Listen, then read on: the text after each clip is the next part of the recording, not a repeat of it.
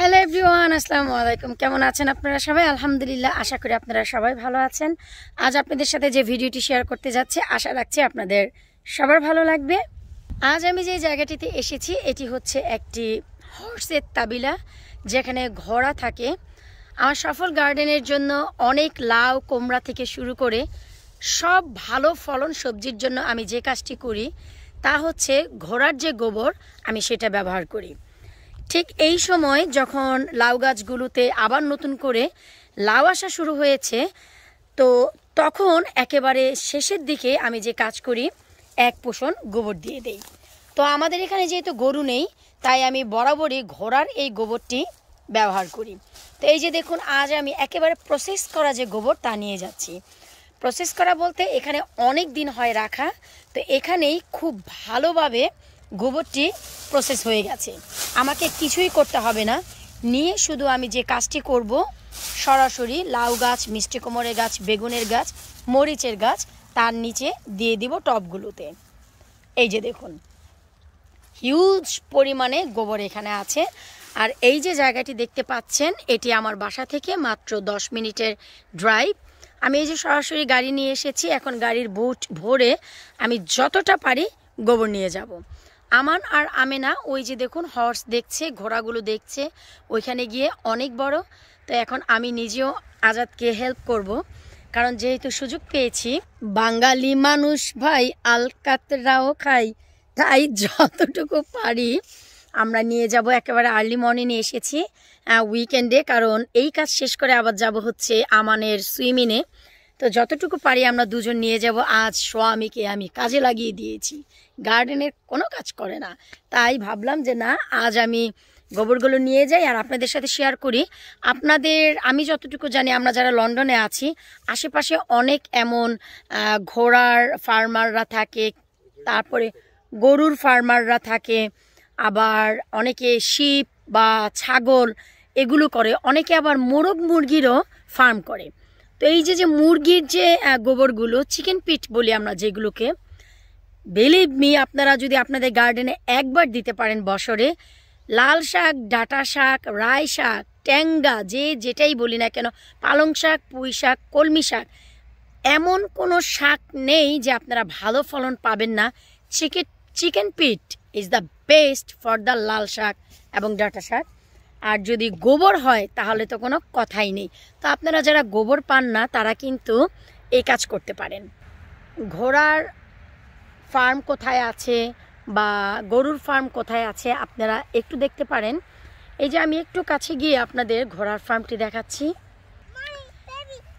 Baby হর্সে, এই যে আমার আমিনাকে নিয়ে এসেছি, আর এই হচ্ছে হর্স। এটা হচ্ছে দ্যাটস ফাইন বাবা, এটা হচ্ছে একটি প্রাইভেট এরিয়া, খুবই চমৎকার, অনেক বড় সড়ো।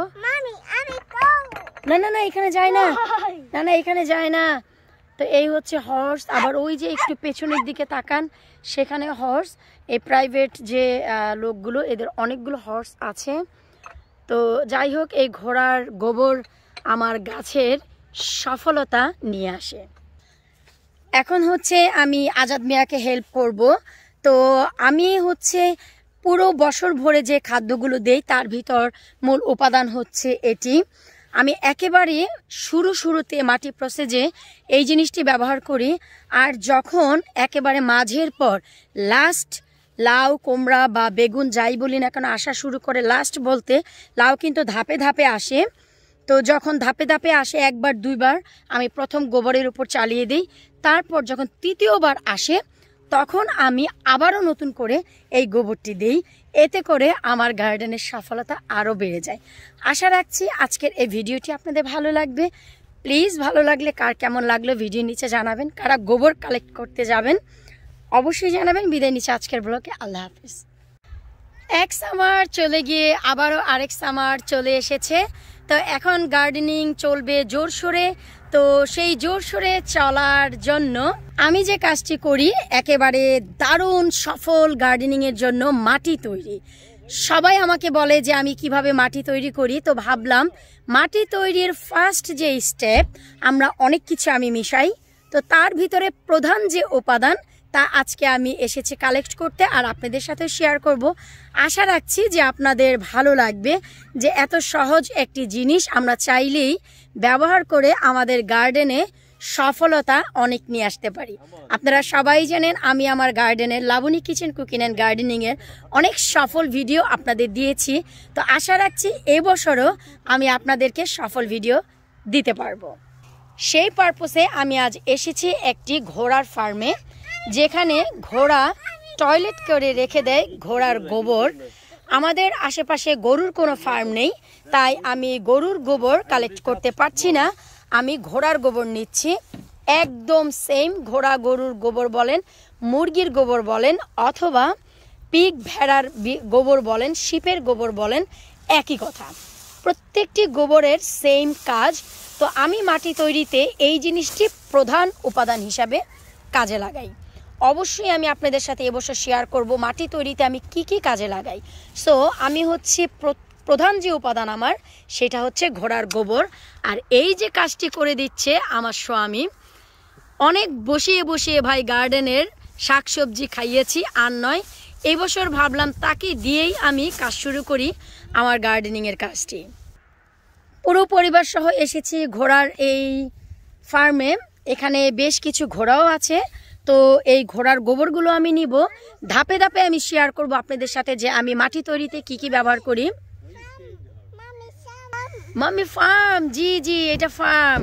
ওই যে একটু আমি দেখাচ্ছি, ওই যে দেখুন একটু দূরে ঘোড়া, এখানে অনেকগুলো ঘোড়া আছে, প্রাইভেট ফার্ম এটি। তো এখান থেকে নিতে এসেছি আমি খুবই সুন্দর করে আপনাদের সাথে একটু শেয়ার করার চেষ্টা করছি। অনেক বড় সড়ো হচ্ছে এই জায়গাটি। আমি যতটুকু জানি আমরা এদেশে যারা আছি আশেপাশে গরুর এবং ঘোড়ার এবং শিপ মুরগির অনেক ফার্ম আছে। আপনারা যদি এগুলো মাটি তৈরির কাজে লাগান, বিশ্বাস করুন যত খারাপ ওয়েদারই থাক না কেন আপনাদেরকে সাপোর্ট দিবে। আমি যেমন এবছর নতুন বছরের জন্য মাটি তৈরির কাজ শুরু করেছি, আশা রাখছি আপনারাও মাটি তৈরির কাজ জোরসোরে শুরু করে দেন। গোবর ইজ দ্য বেস্ট, এর উপরে আর কোনো কিছুই নেই। তো আপনারা যদি কোথাও আশেপাশে ফার্ম না পান, অবশ্যই চেষ্টা করবেন আমাজন বা ইবে অথবা আপনাদের আশেপাশে যে অ্যালটমেন্টগুলো আছে সেখানে যে ফার্মাররা রয়েছে তাদের সাথে যোগাযোগ করে হলেও আপনারা 1/2 থেকে 1 টন গোবরের ব্যবস্থা করবেন, ওরা আপনাদের দিয়ে দেবে। তবে সেই ক্ষেত্রে আপনাদের পে করতে হবে, আর যদি ফার্মে যান আপনাদের পে করতে হবে না। আমরা যেমন অজস্র পেয়েছি, বাঙালি ফ্রি পেলে আলকাতরাও খায়, তো ওইভাবে আমি অনেকগুলো যতটুকু সম্ভব নিয়ে যাচ্ছি। আশা রাখছি আজকের এই ছোট্ট ভিডিওটি আপনাদের ভালো লাগবে।